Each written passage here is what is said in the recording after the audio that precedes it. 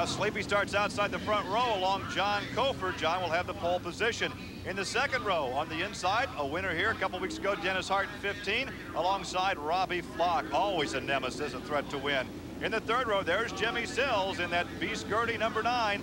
Alongside is Kevin Doty in the 7D car. Then it's Keith Roush in 37 and Kevin Olson outside in 77. In the fifth row, on the inside, George Ito, 04. The crew's worked hard to get Hank Butcher here in that 0 car. In the sixth row, alongside Ricky Gray is P.J. Jones in car 21. In the seventh row, we find Stevie Reeves in 67, Wally Pankratz in 34. In the eighth row, Lee Yetter in the yellow 22. The youngster, Jordan Hermanstader in 91. And the ninth row, Leland McSpadden. This should be interesting from the back of the pack. And Brad Knopfsinger, Tommy White, and Robert Dolacki round out the last row, and we are ready to go racing 30 laps from Ventura Raceway here in Ventura, California. A double green flag. We are underway. A clean start into the first turn, and Sleepy tries the high side and may have the lead going down the backstretch. Oh, look at this shot here. Look at this shot out of Sills' race car. Look at those guys in behind him. Man, oh man, sideways, banging and bumping. Look at them go. And Sills is up to third right now. Robbie Flock is fourth, and there's a look back at the number 15 car of Dennis Hart. Brad Knopfsinger pulls to the infield. He is out of the race in the MP vacuum entry.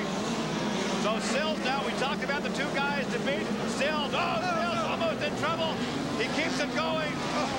Sills got up on 2 wheels. Sills almost went on over, but kept it going, but lost a lot of ground. He falls to the back of the pack. The yellow is out. The yellow is out. He got so far in the air, Gary, he knocked a Nerf bar off of that thing down there in the corner. Man, oh man, when all I could see was sky ground, I knew he was on the restart. They revert back to the last completed lap, and he was in second position. This is a break for Jimmy Sills. So Sleepy continues to lead him, and Sills is there in second. He tries a little lower path through 1 and 2 this time. Yeah, he didn't move right back up on that cushion. He moved to the bottom this time, but I think you'll see him back up there. He likes that top, and he's going to go back up there. He's up there again now. He's going to go up there and run her again. He got upside down in a sprint car race last night. He was driving Bob Kinsani's Pioneer Concrete car and got upside down. There's P.J. Jones. P.J.'s come a long way. He's clear up the 5th spot. He started clear back in row, I don't know where he started, but he started clearing the back of this race. He's up to 5th already. The yellow flag is out for Lee Yetter over in turn 2. Yetter brings out the yellow, and you're right. Jones has come from a long way back. He was outside the 6th row in the 12th position. The same car that Keith Roush went in 3 weeks ago. Oh, look at this restart. Oh, man. Sills took a jump there and put Sleepy right out in the marbles. He had no place to go. Well, he was very alert, and he got the jump, and he takes the lead down the backstretch. PJ is up to 4th position, challenges Robbie Flock for 3rd. Robbie Flock's doing a good job, too, right down the bottom. Oh, he hit a hole, put Sleepy out in the fence. Look at this. Man, oh, man, PJ right down in front of him, the big slide job right up in front of him, and Sleepy gets him back. You don't come no better than this. Fight for second. The gap starts to open up in front for Jimmy Sills, and now we have another yellow. Oh, man. That's Tommy White, I think. Tommy White in the white number 27 brings out the yellow.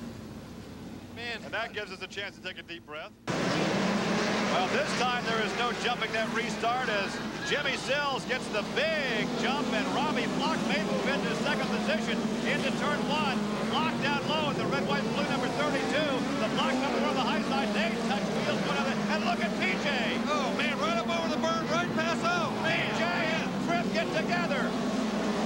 PJ went right past both of them. I'll tell you what, he is hungry tonight. That guy looks like he is after.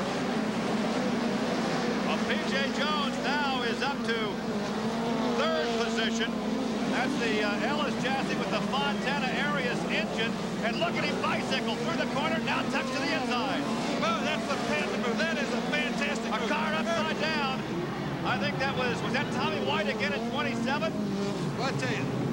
Yeah, it was Tommy White rolled over. He lands right side up. I think Lee Yetter's also involved in that yellow 22. Did you have to say something about a full moon before this race started? Well, we got through all night. A journalistic observation that we had a full moon out this evening. We got through all night, and then you had to say that. Look what's happening here. So I get the blame for this, too? No. The green flag flies, 6 laps in, 24 laps to go, and we are ready for a wild finish here at Ventura Raceway. Look at Robbie Flock on the inside of P.J. Jones. That P.J. Jones is the hungriest looking driver I've seen out here in the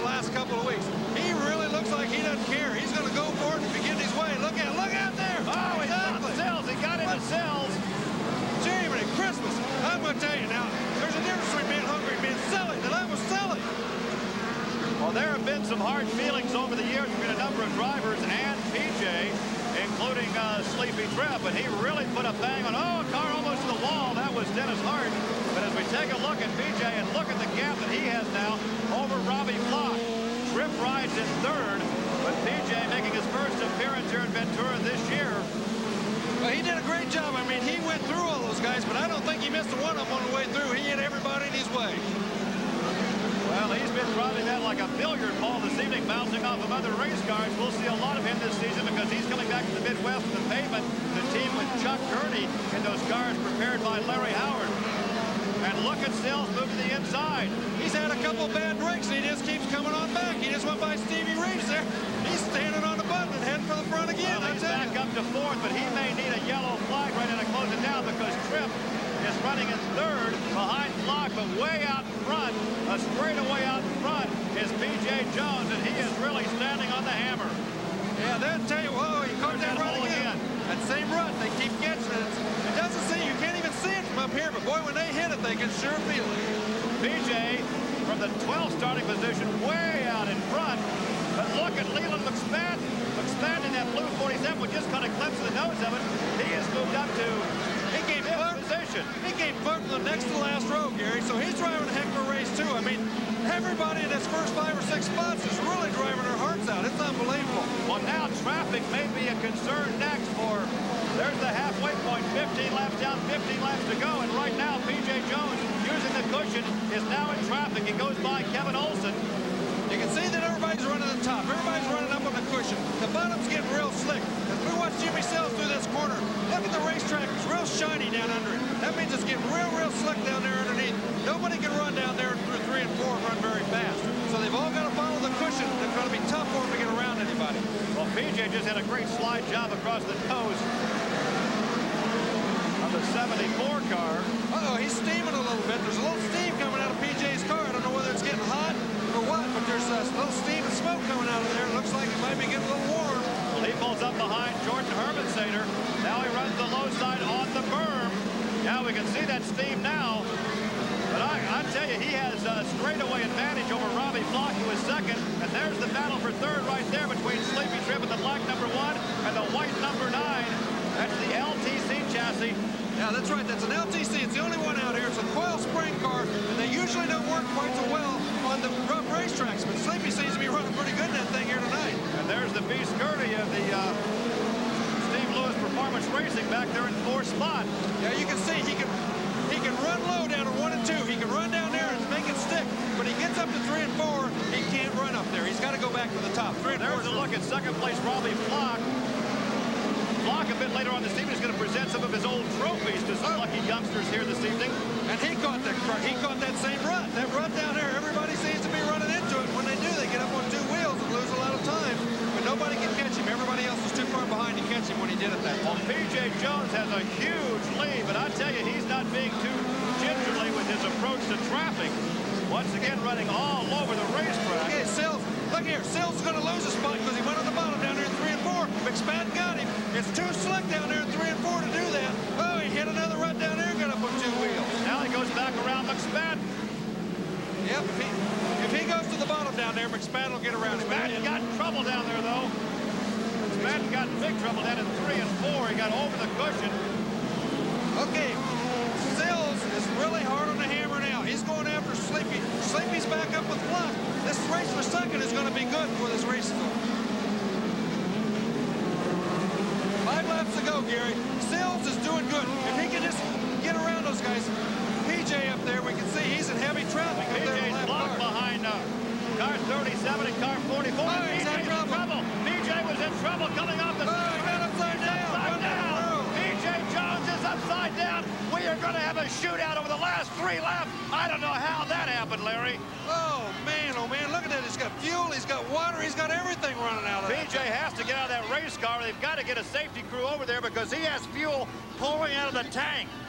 And PJ is still in the cockpit, really not making an effort to get out. Boy, oh boy. They've got to get a fire bottle over there with that fuel pouring out, and look at the crowd. Well, I tell you what, they have a little reason to cheer. I mean, PJ didn't show very much finesse when he went through this people tonight. He hit everybody and everything in his way. I'm not saying he's not a great race car driver, but tonight he was using a little bit too much aggressiveness getting through that field. On a racetrack like this, I know you got to do it, but I don't think you have to do it quite that hard. Well, this is going to be a real shootout because I think we have 3, maybe 4 laps left. We're checking right now, and that puts Robbie Flock up in front. And is Jimmy Sills up to second now? Let's check on this. They revert back. 26 laps are now complete. 4 laps to go as we take a look at P.J. Jones, and I have no idea what transpired there. He was trapped behind a couple of cars. One was Keith Roush in 37 and Greg in 44. Now watch, Larry. There's something happened to the right front. The right front broke. Something happened in that right front wheel. See, it's hanging out there. That thing is, I don't know whether it just broke going into the corner because the racetrack's so rough, but that thing's broke. He can't steer it. The left front's steering, but the right front won't steer. Okay, Dave, what do you got to say about this deal? Got PJ right here. Let's see what he has to say. What happened? Well, you know, it's a mistake on my part. I tried to go underneath Sills, and I thought he was going high, and he went low. And I mean, I'm sorry about that. That was just a move on my part, and it actually cost me the race when I got into him and bent the steering. And when I got up here in lap traffic, it must have just broke, and I just tagged the wall and turned on the hit on Sills broke the steering. The car seemed okay for 10 or 15 laps. Yeah, it did, and it was really funny. But all of a sudden, it just broke, and I hit the wall. So we're glad to see you're okay. We got to clear out of here. They're going racing. They are indeed. One more lap. They've been given the furled flag, and he admitted that it was his fault. I'm glad to hear him say that. That's a great thing for him to say.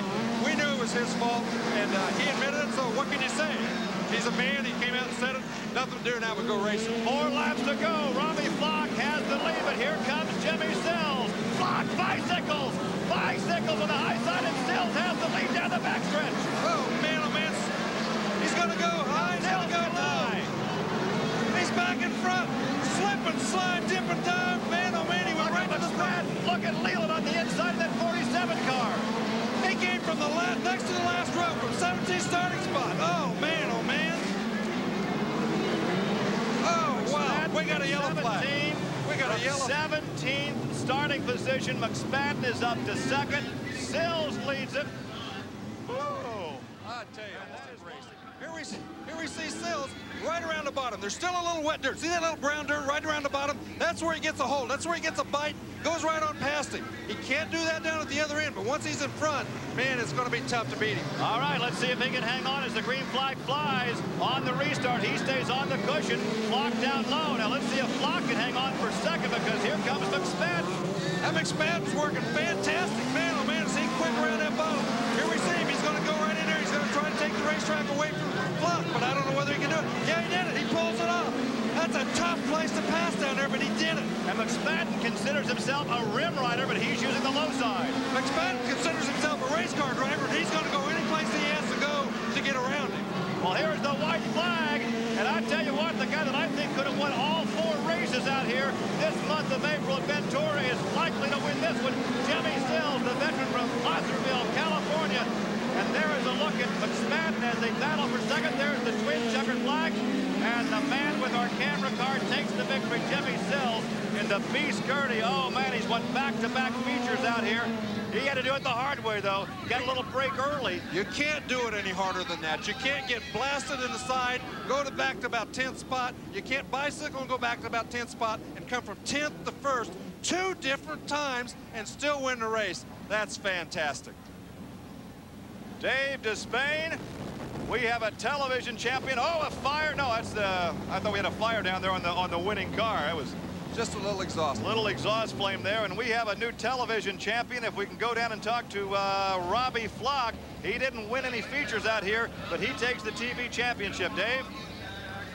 Unfortunately, we are flat out of time. I don't think we're going to get time to talk to him. Sills has won spectacularly. Flock, without a race victory, has been declared our TV champion because he was most consistent throughout the series. PJ showed great driving flair and the class to apologize for hitting Jimmy Sills. All in all, Ventura has been magnificent. It is all over from out here. Jimmy Sills is a 2-time winner, and he has come through as perhaps the outstanding single driver of our far nights here. Sleepy Trip will win that race one of these days, and that is pretty much the story from here in Ventura.